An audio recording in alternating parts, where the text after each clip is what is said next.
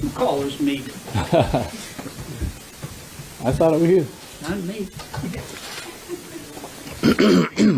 Come on here, son. I know my place. On television. All right, are we ready? Well, thank you everybody for coming today. As I think you very well know, the reason we are here is to raise concern about the proposal that is now being moved forward aggressively by the administration and in the House and in the Senate to have the IRS be given authorities to look into the financial transactions of Americans on a scale that is broader than we have ever seen in this country and totally unnecessary. I want to hit a couple of things. I know that in response to the concerns we've already been raising, there has been a suggestion that, well, we'll fix that by changing the income limit from $600, or the trigger from $600 to $10,000. I just want to read to you what the average American runs through their account in the United States during a year. This is from the Bureau of Labor Statistics. The total is the average American runs over $61,000 through their account on housing, $20,000, transportation, $9,000, personal insurance, and etc., $7,000. The list goes on. Health care, groceries, restaurants, entertainment, cash contributions, apparel, clothing, education, personal care. The average American runs $61,000 through their account. The average American will be picked up by this plan. And I think virtually every small business, think about a credit card account. By the way, the proposal doesn't include just banks and credit unions. It includes financial institutions. That'll be Venmo, PayPal, you name it. And the scope of the IRS ability to dive into these accounts will be the biggest violation of individual privacy that I think this country has ever seen. I got more to say, but I got guys behind me who want to talk. Let me throw it to Pat Toomey. Thank you very much, Senator Crapo. Yeah, this is a breathtakingly terrible idea. We're going to give all kinds of personal, private information about American citizens to the same IRS that famously discriminated against conservative organizations seeking a tax-exempt charter, that very recently leaked massive amounts of completely private, personal tax information. Now we're going to give transaction information. I just came from a hearing in the Banking Committee where some of our Democratic colleagues suggested that the opposition to this is exclusively well-paid lobbyists and multi-gazillionaires. This proposal is going to affect almost every single American, not just the average American. The vast majority of Americans have accounts that will go through $600 in a year. And if they raise it to $10,000, it'll still capture everybody and every small business. And you have to ask yourself, for what purpose? It tells you nothing about taxable income. That's a complicated alternative set of rules. This will tell you nothing. So what will happen if they actually implement this? Americans will lose their privacy. Private information is going to be provided about them. The IRS won't know what to do with it. They'll just get flooded with massive, massive number of individual and small business accounts for which it'll have a dollar amount that means nothing. So how long is it going to take for them to say, well, you know, we need a little bit more information because we really can't make much of this? And then they're going to want individual transactions and who knows what else. This is a terrible idea. It should never see the light of day. Next we'll have Senator Grassley. My two colleagues have said they're very concerned about this. It's a stupid idea that I hear from Iowans all the time, that they don't want the peering eyes of the IRS snooping on them. The middle class is going to be hurt as a result of this. It isn't going to be the billionaires. This is a large-scale fishing expedition that has no motive other than to make the private lives of individuals public to the IRS. And once it's public to the IRS, as we learned from ProPublica, as Senator Toomey's already inferred or stated, that they can't even control their own information without getting all this information out from Iowans all over the place to not be secured. And the compliance costs are going up, your cost of banking for the middle class American and the small business American as well. So we don't need this large breach of privacy that we've seen with ProPublica again. Senator Moran. Chairman Toomey, Chairman Crapo, thank you very much. Chairman to be, perhaps. Thank you very much for the opportunity to express this amazing dissatisfaction with what this proposal means to Kansans. I spent most of the week last week in Kansas. This is a topic of conversation in almost every circumstance. So many times Kansans bring to me this something they've read, something they've heard, something they've seen on the internet. And I used to wonder, could this be true? This is so far-fetched that this can't be the real circumstance, only to know that in Washington, D.C., in this circumstance, it is for real. Only to know that it's so important that the Secretary of the Treasury is testifying in front of our banking committee in favor of it. And the reaction by Kansans is exactly the right one. This is a terrible intrusion into the privacy of our lives and our families' lives and our business. Kansans will pay their fair share of taxes. They'll pay what they're legally entitled to, but they do not expect, do not want the federal government to have more information intrude upon their privacy in this circumstance. So to begin with, privacy is hugely important to Kansas. This is a terrible mistake in this intrusion. Secondly, our financial institutions, credit unions and banks. Kansas has lots of small institutions across our state. The reality is this is an expensive proposition, record-keeping costs. In fact, a couple of financial institutions, a banker in Paola tells me it's not even law yet, and I've had customers closing their accounts. The reaction, I mean, this is a loss of business for those financial institutions, but also the cost of complying means that our small institutions will once again have the burden of more regulations, not less. And a banker in Overbrook says this means further consolidation of small community banks at the cost of such a program would be impossible for a smaller bank to bear, and thus they would be forced to sell the bank.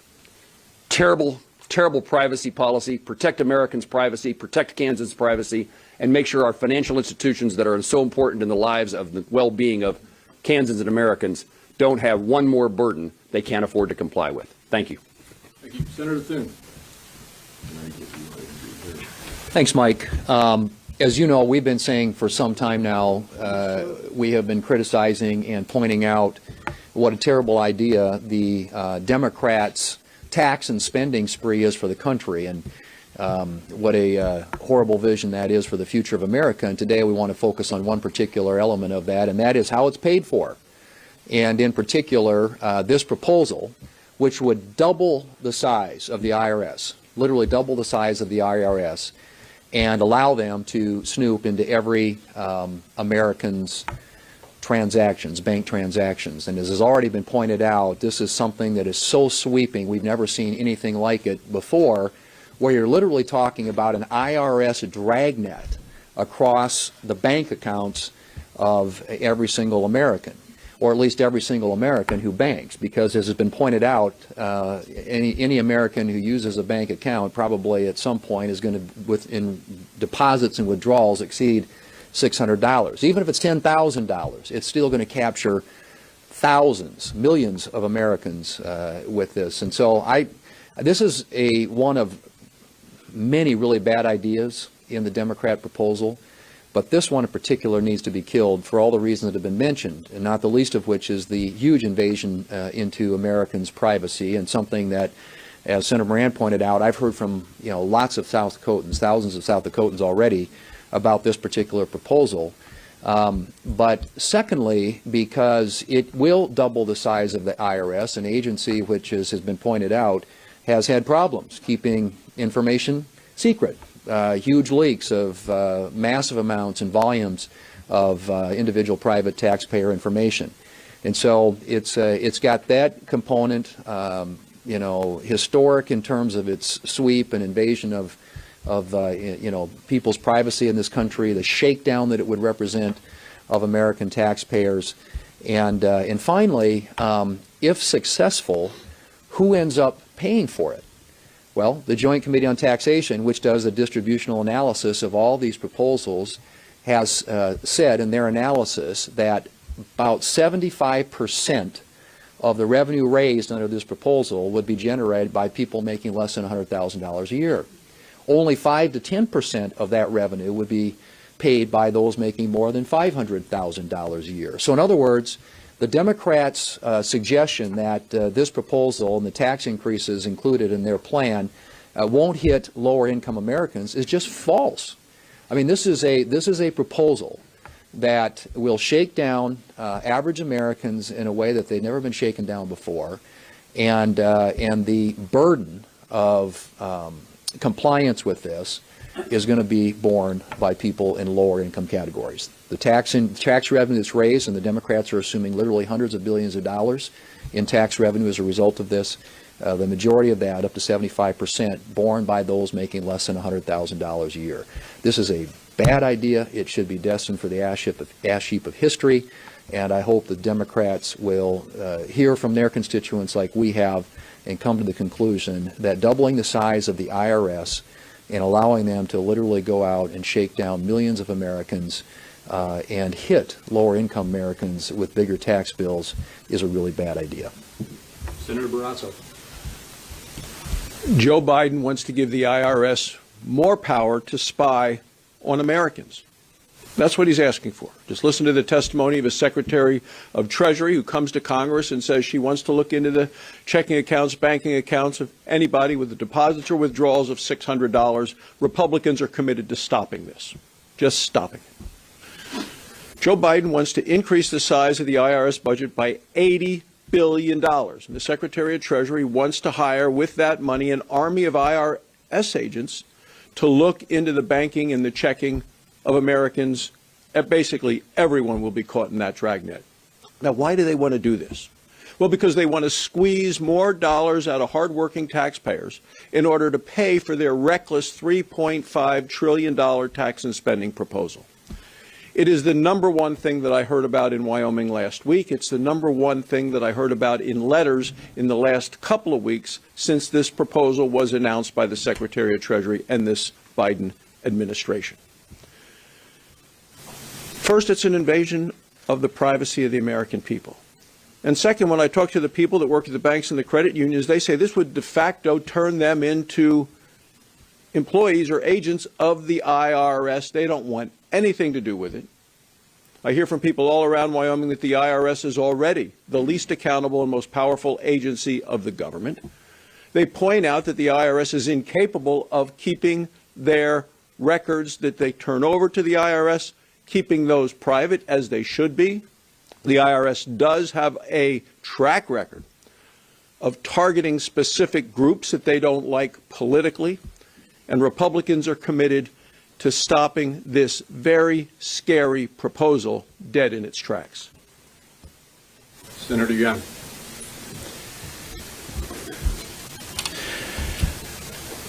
At a time when the American people have lost so much trust in the leaders of our major institutions and of the institutions themselves, including government, I couldn't think of a worse idea for our national Democrats to embrace and to put forward than their scheme for ensuring that private banking information is provided to the IRS. Nancy Pelosi was asked whether she intends to include this in Democrats' $3.5 trillion partisan boondoggle the other day, and her response was yes, yes, yes, yes.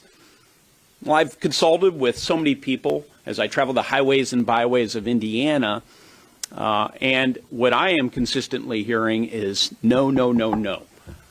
You see, Hoosiers remember that the IRS just not many years ago used political information. They used personal identifying information from individuals through the IRS to target people based on their political beliefs. It's understandable they don't trust the IRS. The IRS has been weaponized in other periods throughout American history. As a practical matter, the $600 threshold would sweep in even children who have a modestly successful lemonade stand over the course of a year, when you think about $600 inflows and outflows over the course of a year. Even if that threshold were to be raised, as some have intimated, say to $100,000, that still would sweep in more than half of Hoosier households. So I don't think that this scheme is workable. It's certainly not something that is designed to build trust. It would double the size of the IRS. Hoosiers don't want it. The American people don't want it. It is the wrong answer, one of many wrong answers in this $3.5 trillion partisan bill. Senator Scott. Thinking about the proposal this morning in my banking hearing with the Assistant Secretary of the Treasury and asking the question about this very concept of finding a way to have access into nearly every banking account in America. His response was the goal is to make sure that folks, millionaires and billionaires, are not finding their way around paying the taxes that they owe. My response was to shake my head because I cannot imagine how it is that $600 transactions flows could literally help us find folks who are millionaires and billionaires cheating on their taxes.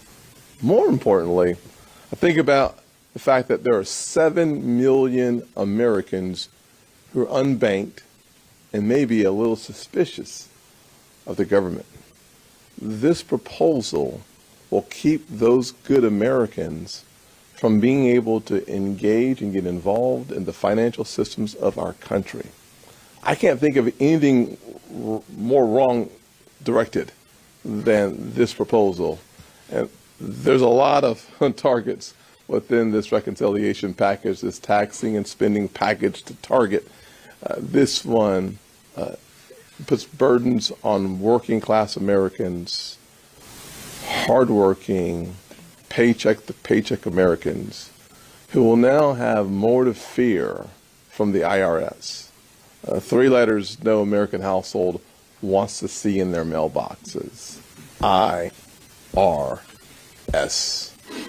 It sends shivers down the spine. So for those Americans who are concerned that somehow the government is too big, too onerous, too burdensome, this only adds more fuel to that fire. This is not only a bad direction, it's wrong for everyday working class, paycheck to paycheck Americans who are shaking their head. Is there not more for Washington to focus on? Senator Kennedy. Thanks, Mike.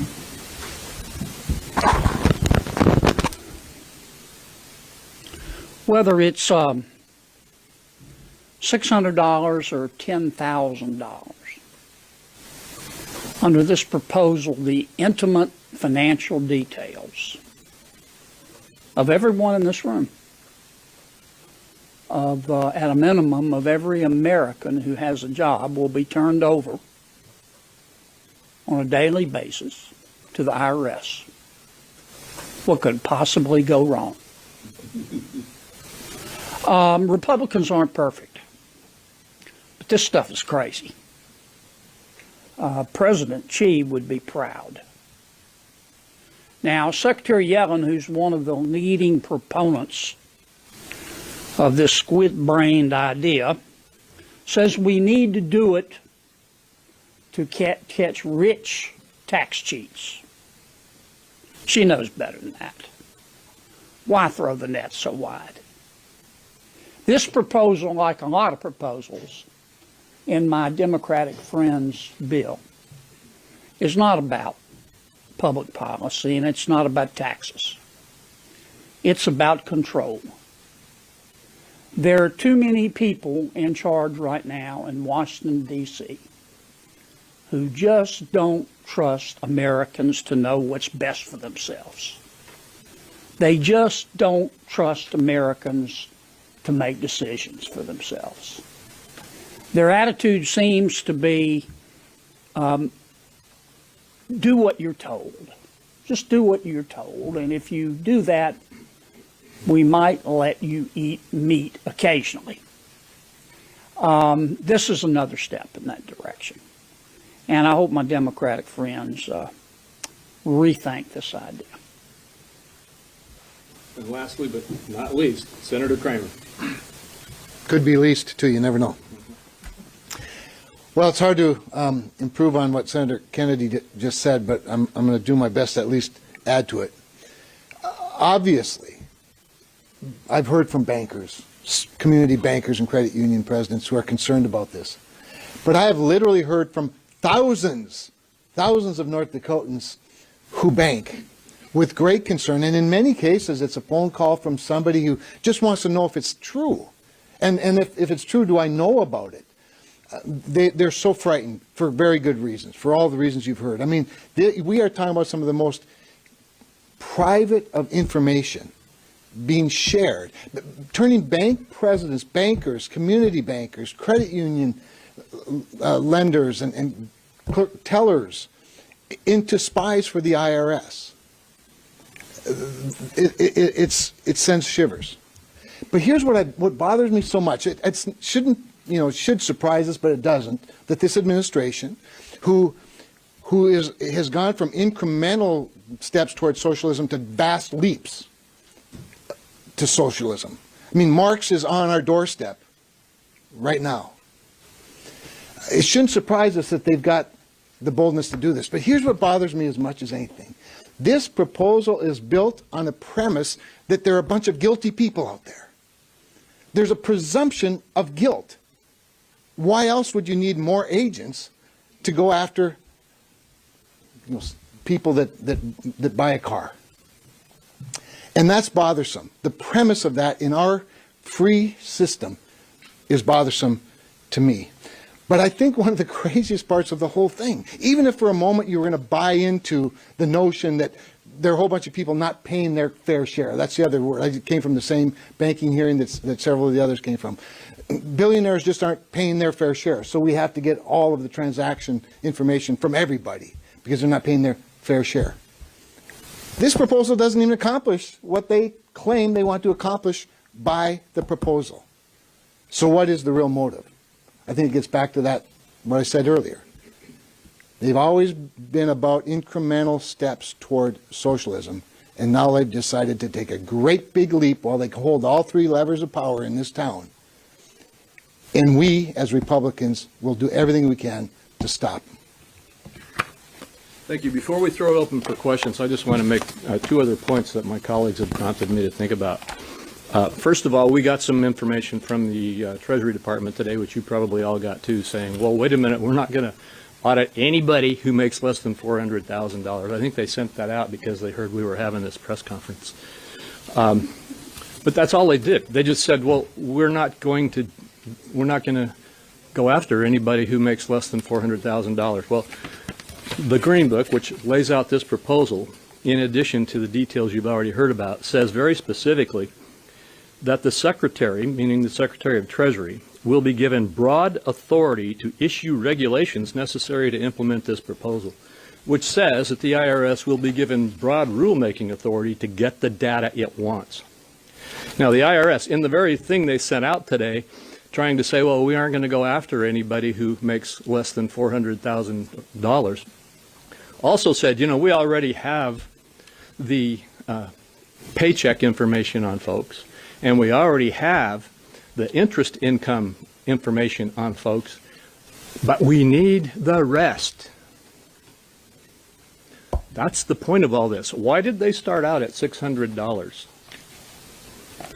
That's not to get the wealthy. That's to get everybody. It's to create a total dragnet.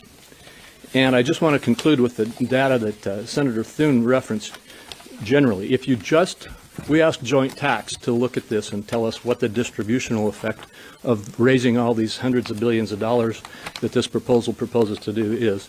And Joint Tax said, they haven't even put out enough details for us to give you a specific answer. But if you look at the tax code and see where it is that there is the available money that's not being reported, it's primarily in Schedule C and Schedule E. That picks up all small businesses, all individuals, everybody. And so they said, we will analyze the tax gap in Schedules C and E and tell you where it looks like the lost revenue is to be found. And when they did that, they found that it was mostly in those making less than $500,000. Over 50% of it is those making less than $50,000. Another 21%, I got to get my glasses out here. Another 21% is those making between $50,000 and $100,000. Another 12% is those making between $100,000 and $2,000, and another 6% is those making $200,000 to $500,000. And when you get to those making $500,000, not $400,000, but $500,000 or more, that only accounts for 4% to 9% of the expected recoveries that can come from analyzing these schedules. So I don't know what the IRS is trying to say here, but if they are really not going to go after those who make less than $400,000, then why don't they, instead of saying, well, we'll raise the limit to $1,000 for everybody, why don't they just put a ban in there that bans the IRS from snooping in the accounts of people who make less than $400,000? That's a question I think that should be asked of the sponsors of this approach. Anyway, with that, I've talked through all my. I got another colleague here. You can. Oh, we got another one, Kennedy. So you guys can help me answer questions if there are questions. Yes. I have two questions. The first is, thank you for doing this. The first question is, do Republicans believe that the tax gap is a problem? And how would you propose then ensuring that the wealthy pay the taxes that they owe? And the second question is, if they were to put that ban in the rule, would you then support it? I wouldn't support this bill if they put that ban in there because this bill is it still gives the IRS the authority to go in and snoop in every single account of anybody who makes any more than $10,000 worth of transactions, which, as I indicated in my first remarks, is the average American family has $61,000 of transactions a year. It's going to cover everybody. Every single solitary small business that you can think of has more than 100,000, probably as much as 1 million or more of transactions, even though the net revenue is going to be rather small. Now, with regard to the tax gap, I can only speak for myself. I believe there is a tax gap. I don't believe it's what they're saying it is. I believe that what they are saying it is might be trying to pull in those who are not paying as much in taxes as they would like to see them pay, but who are legally following the tax code. So there's all kinds of discussion about that. But there are things that we could do to address the tax gap. I don't think creating this dragnet is the way to approach it. Were you coming up to answer anything? Yeah, no, because I thought that was a really good question. I used to collect taxes for the state of Louisiana. I had my title was like Secretary of the Department of Revenue or something, but I was a tax collector. Of course there's a tax gap. Duh. I mean, we have a voluntary system. And when we first imposed an income tax in America, and the constitutionality of it was litigated, I think our lawmakers in our judicial branch decided, well, we need to strike a balance here between people's privacy.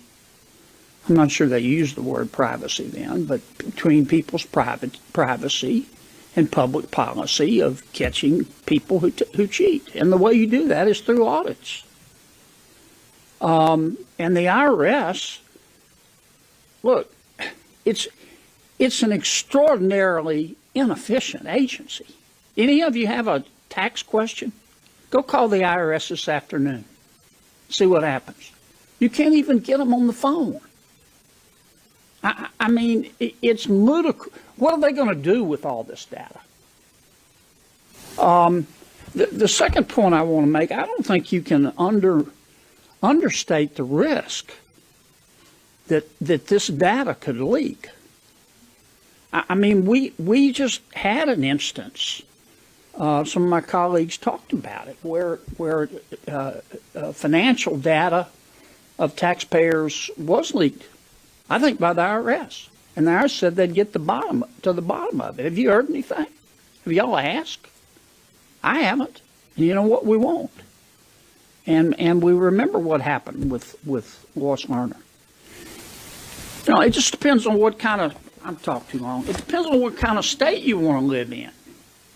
Do you folks really want to live in a state where the government knows every one of the intimate details of your life, including finances? If you do, I hear China's beautiful this time of year.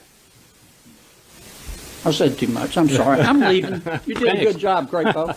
A lot of hands here. I'm going to start here, and then we'll rotate back and forth. Just to follow up on that, you both acknowledge that the tax gap is an issue to some extent. Is it an issue big enough worth addressing? If so, sort of what are Republicans' ideas about how to go about collecting taxes that are legally owed? Well, first of all, yes, it's big enough that we ought to look at it, but we shouldn't create this kind of phenomenal dragnet in order to do so. So what should we do?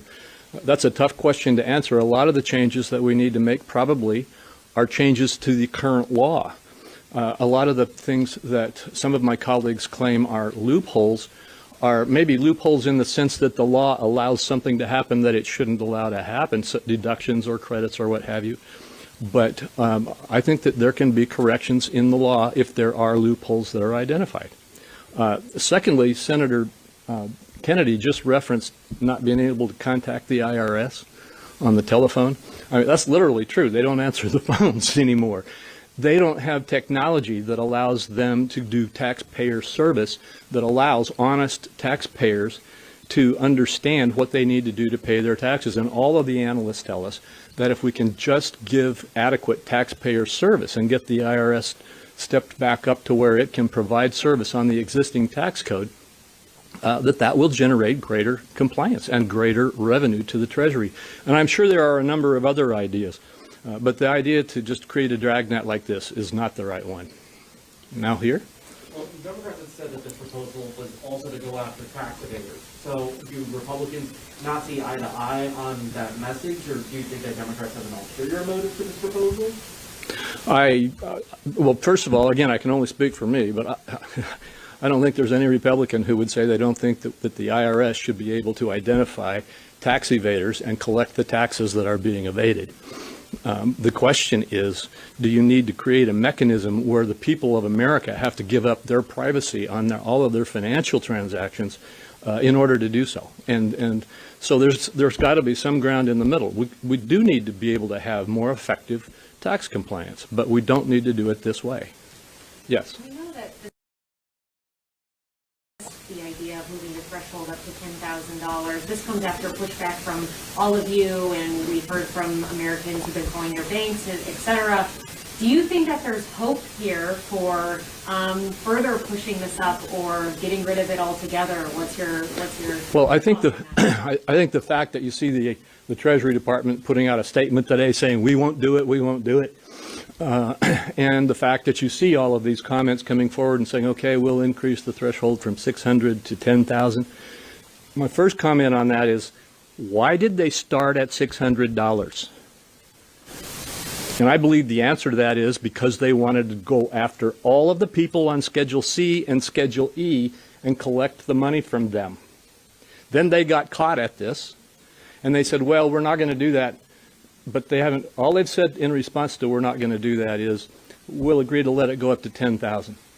To answer that question, I again refer back to my data on what the average American family receives and spends in a year. It still covers virtually all of them. But I had a roundtable on this in Idaho last week. And in that roundtable, there were people from all different parts of the economy. But one of the small business owners who was at that roundtable made a point that I think is very telling in response to your question. He said, I have a small business and I'm not a wealthy person. He didn't say what his income was, but I know it was way less than $400,000. I got the feeling it was probably less than $100,000. But he said, I got a small business. And he said, I move a lot of money through my business account. But I don't have a profit margin that moves a lot of that into my personal account. But he said, if you look at my account, my small business account, it'll have more than $1 million of transactions in and out. And so that means, that all of that goes to the IRS. And then Remember what I said about the IRS having the broad authority to issue the rules and regulations to help them do with this data what they want to do with this data. That means they're going to dig deeper into his account. That means they're going to audit him. And he's audited just because he's running more money through a small business account. My point is that every small business in America is going to be hit at the $10,000 level. And I don't think the concern is going to go down. And the final answer to your question was that I think the concern is going to continue to rise. Yes, and then we'll go back here and then over here. Following up on that 61,000 number that you're citing, one thing Secretary Yellen also said today is that the proposal would exempt all wage income Right. from the $10,000 threshold. Would this still then hit everyday Americans if wage income, which most people earn, is exempted? Yes, it will. I mean, at least on the expenditure side, if they, unless they don't spend their income, and if their only income is wages, that's already reported to the IRS, which, by the way, is why they said, well, we don't need the wage income. But if the only income that a household has is wages, I'm pretty sure they're going to spend some of that income and hit the $10,000 threshold, and then they're pulled into the game. Well, I said I'd go over here, and so I'll go here. Last one, and then really last one. Is there any threshold that would change your opinion on this? Any threshold, maybe like over $1 million? Anything that would change your mind? How would you do it? Actually, I suppose that you could probably find one, but it would have to be one that was so high that small businesses weren't pulled in to the net. And I don't know how to say what that is, but it's going to be millions. And I think that a better approach to this, instead of saying, well, we'll increase the thresholds, is for that. If they say we're just going to audit billionaires, then why don't they just say we'll only audit billionaires? That keeps us from having to argue all these points. I'm not saying I would support that either, but that would start getting into the zone of at least making it honest about what they were trying to do. They could even just say, we won't allow any audits of people who make less than $400,000 a year. But I don't see them agreeing to do that. So there's things that could make this better. I'm not going to tell you what the threshold is where I'd be comfortable with it, but there's a lot of people being brought into this unnecessarily. Okay, you get the last question. Given the concern of the tax gap and the concern that this could be more of a dragnet and not the way to approach taxing people who are evading their taxes, do you think it's worth revisiting an increase in funds to the IRS to increase enforcement, to boost staffing, hire more auditors? Yeah, that's it. I got a bill that goes down that road. And it does talk about the kind of protections against the kinds of focus on people making $400,000 and so forth. But the point is, restate your question. Do I think it's worth going back to the idea of increased funds to the IRS? Yes. Yes, and my answer to that is yes. I've said all along that the IRS needs to be in the 21st century as far as technology. They've got to have a phone system that works. They've got to have people operating the phones, and I'm just being technical. I mean, I'm being very basic there. They need to have the ability to do taxpayer servicing, not taxpayer snooping. And if they just get that ability, if we give them the ability to upgrade their IT and give them the ability to get more personnel to operate the IT and the taxpayer services part of the IRS, I think that would be a huge improvement. All right, thank you all for coming.